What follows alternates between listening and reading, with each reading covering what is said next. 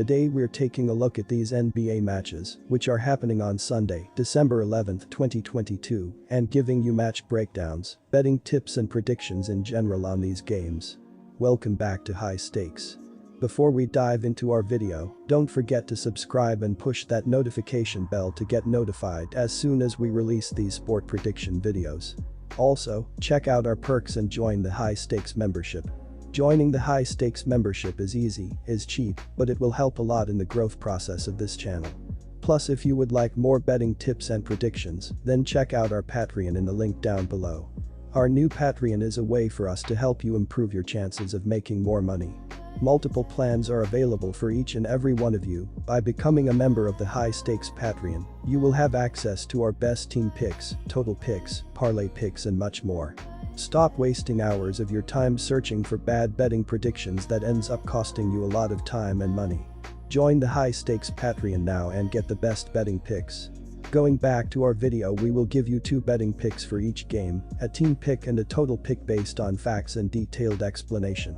One more thing before we start, check out our new channel High Stakes Props and Parlays, where you can find our player props and parlay picks predictions. You will find the link in the description and comments section below.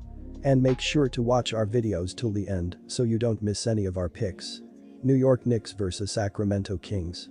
The Kings have won 4 of their last 5 games, but they've struggled on the road where they have lost 3 of their last 5 games. They usually play well offensively, but they struggled in recent games, scoring less than 110 points per game in their last 3 games. They don't rebound the ball as well as the Knicks, and they've been careless with the ball, which will lead to easy scoring opportunities for the Knicks, who are averaging more than 6 steals per game. They will be without their leading scorer, and they're facing a New York team that has been dominant defensively in recent games, keeping their last 3 opponents under 95 points per game, so expect them to struggle offensively in this game. The Knicks have won 4 of their last 6 games and 2 straight home games. They have played well offensively, especially at home where they are averaging more than 115 points per game.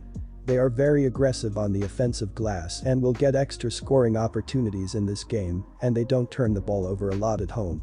The Kings aren't very good defensively, and they're giving up more than 113 points per game on the road, so expect them to have a hard time slowing down the Knicks. Go with New York to cover the spread.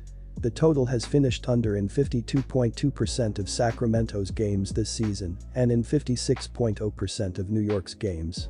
New York has seen the total finish under in each of its last 5 games, and when playing against Sacramento, the total has finished under in 10 of New York's last 14 games. The total has also finished under in 5 of the last 6 games that Sacramento has played on the road. The Kings will be playing their 3rd consecutive road game. Take the under, 231.5 points. Houston Rockets vs Milwaukee Bucks. Milwaukee ranks 15th in the league in adjusted offensive efficiency, 112.9 points per 100 possessions, 21st in field goal percentage, 46.0%, and 17th in three-point percentage, 35.3%. The Bucks heavily lean on their defense, giving up 108.0 points per 100 possessions, 2nd in the NBA, on 44.7% shooting from the field, 1st, and 34.6% from downtown, 10th. The Houston Rockets, 7-18, 11-12 ATS, returned to losing ways this past Thursday, suffering a 118-109 defeat at the San Antonio Spurs. 3 days after a surprising 132-123 double overtime victory over the Philadelphia 76ers at home, the Rockets failed to cope with the expectations, playing as 2-point road favorites at AT&T Center in San Antonio. The Spurs shot 55.4% from the field, while the Rockets made 44.9% of their field goals. Houston yielded 39 points in the 3rd quarter and blew a small 3-point lead from the break. Jabari Smith Jr. had 23 points and a -20 net rating, while Alperen Sengun posted a double-double of 16 points and 11 rebounds. The Bucks meet the Rockets for the 2nd and final time in 2022-23. Back in the opening week, Milwaukee routed Houston 125-105 as a 13.5-point home fave, with a total of 227.5 points. The Bucks shouldn't have any problems beating the Rockets by a large margin once more if they take this game seriously. Milwaukee cannot underestimate the Rockets, who'll hang around only if they hit a ton of three-pointers. Houston will struggle to contain the Bucks in the paint, so give me the visitors to cover a double-digit spread. Take the Milwaukee Bucks minus 10.5 points. Antetokounmpo led the way for the Bucks with a double-double tallying 28 points and 10 rebounds. Bobby Portis came off the bench and logged 8 points to go with 10 rebounds. The Bucks had 17 turnovers, but were benefited by shooting 82% from the free throw line, compared to Dallas's 41.7%. On the season, the Bucks are scoring 112.8 points per game, shooting 46% from the floor. They are averaging 37 three-point attempts per game and knocking down 35.3% of those tries.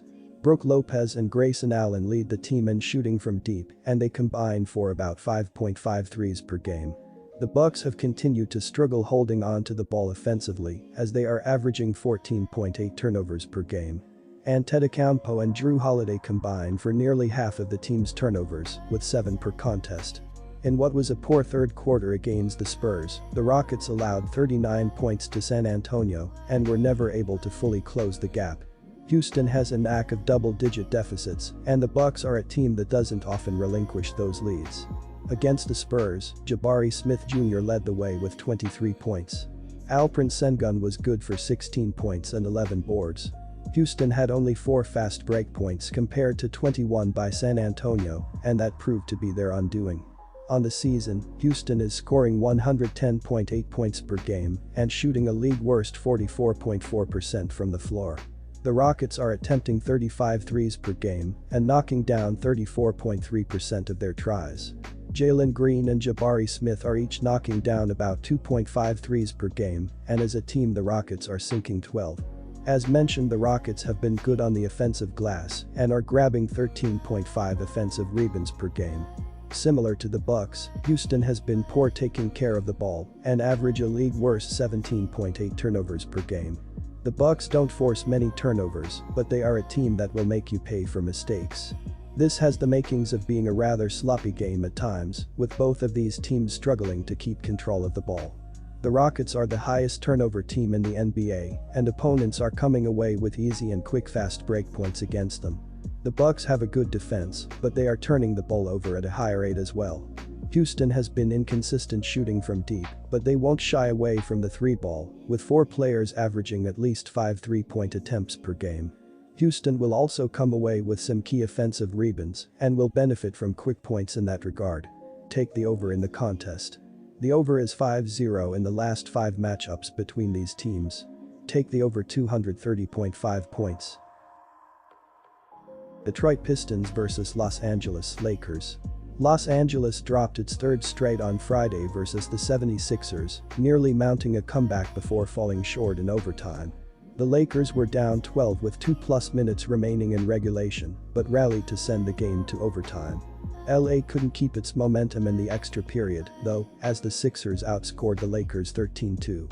Anthony Davis led Los Angeles' comeback effort, scoring 21 of his 31 points in the 4th quarter, as LeBron James struggled from the floor, 9 of 22.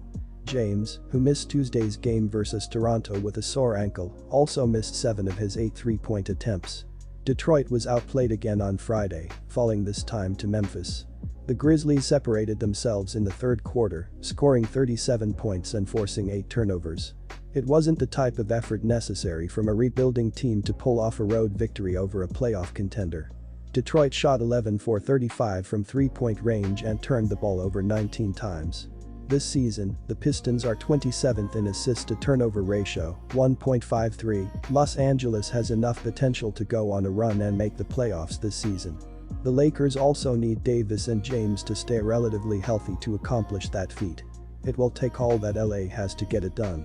There's not a lot to play for in Detroit this season unless you consider tanking a version of playing the game. In other words, there's a motivation imbalance between these teams.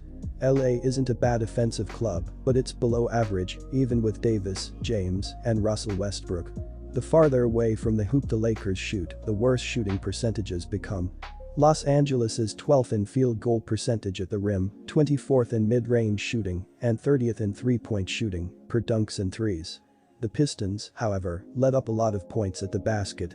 Detroit's opponents are shooting the 6th highest shooting percentage at the rim. They're taking advantage, too, attempting 38.0% of their field goals within 5 feet of the basket. James is in the twilight of his illustrious NBA career, but still has something left to prove. He'll pass Kareem Abdul-Jabbar to become the league's all-time scoring leader at some point this season, but we all know he's only chasing Jordan. To continue to cast doubt on MJ's legacy as the GOAT, James needs to win more championships. It's not easy, given the parity in the league, which is the healthiest it's ever been from top to bottom. This matchup might not attract attention from casual hoops fans, but it's about time this Lakers squad delivered. I'll bet LA comes out tough, hitting the Pistons where it hurts in the paint with enough force to attain a comfortable lead. From there, they'll coast to victory, which won't bother the Pistons or their fans too much.